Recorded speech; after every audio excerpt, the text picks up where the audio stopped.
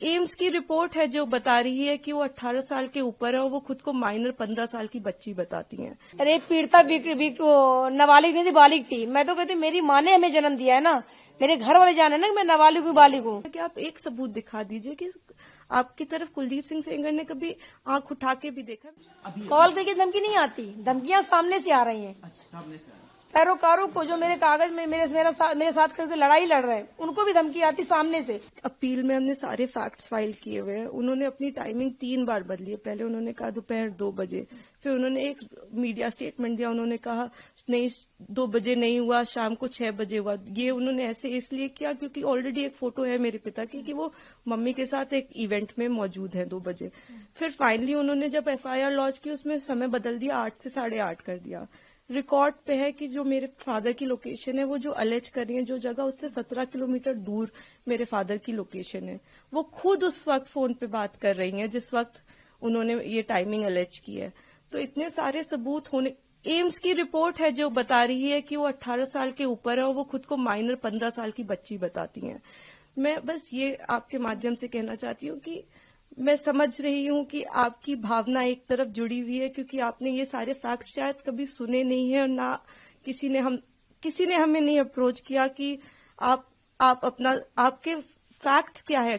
किसी ने उनसे कभी पूछा कि आप एक सबूत दिखा दीजिए कि आपकी तरफ कुलदीप सिंह सेंगर ने कभी आंख उठा के भी देखा। मैं कह रही हूँ अगर वो दिखा दे तो वो फांसी दे दे, लेकिन आप इस तरह का अनड्यू प्रेशर बना के, वो उन्होंने क्या किसी को पता है कि वो एक पॉलिटिकल पार्टी से एसोसिएटेड है। 2022 में उनकी मां ने विधानसभा का चुनाव लड़ा हुआ है उन्नाव से। ये सब चीजें वो नहीं बताएंगे क्योंकि वो सब चीजें उनके नैरेटिव को सूट नहीं करता। हम भी 2 बेटियां हैं, 8 साल से ड्यू प्रोसेस, मतलब हम कभी धरना देने नहीं बैठे, हम कुछ नहीं किया, हम ड्यू प्रोसेस पे विश्वास रख के, और आज भी हमें पूरा विश्वास है कि अंत में, क्योंकि हमारा केस इतना स्ट्रांग है, अंत में हमारी जीत होगी।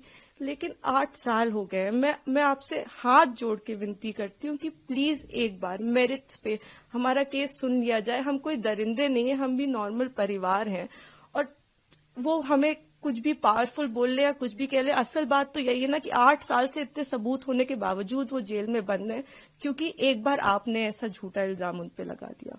ये है, मैंने यहाँ से स्पीड पोस्ट किया था दिल्ली से।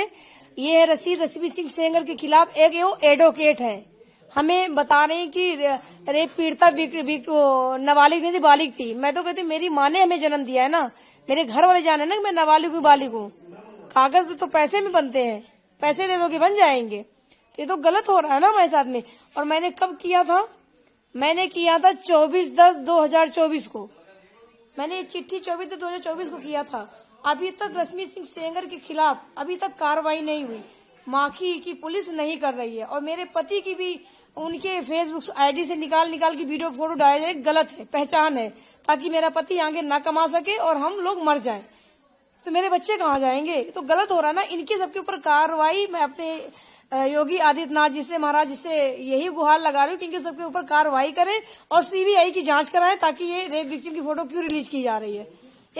एक खतरा महसूस हो रहा, मुझे मार देने का पूरा प्लान बन गया कि फोटो से ऐसे पहचान नहीं होगी तो फोटो से पहचान हो जाएगी, मार दिया जाए इनको। तो ये गलत हो रहा है मेरे साथ में। ये मेरी आवाज मेरे महाराज जी तक पहुंचाई जाए ताकि गलत ना हो, मुझे सुरक्षित किया जाए ताकि मैं अपनी ताकत से लड़ाई लड़ सकूं। कुलदीप सिंह सेंगर जिस पे आपने आरोप लगाए हैं, उनकी टीम की तरफ से या उनकी तरफ से कोई? उनकी टीम की तरफ से, वो भी एडवोकेट है, नंदिनी दीक्षित नाम है, जो मेरी हस्बैंड की फोटो अपने उनके फेसबुक से निकाल के, सुप्रीम कोर्ट का ऑर्डर है ना तो किसी फेसबुक के फोटो अपने फेसबुक में शेयर कर सकते हैं, ना तो वो कर सकता है, लेकिन मेरे पति की मेरे वीडियो मेरी फोटोज मेरे आईडी से निकाल के वो अपनी आईडी में शेयर करें ताकि हम बदनाम हो जाएं। जो गुंडे लोग हैं मैं पैसे देके मरवा सकूं। तो ये बहुत बड़ा मेरे साथ अत्याचार हो रहा अभी भी।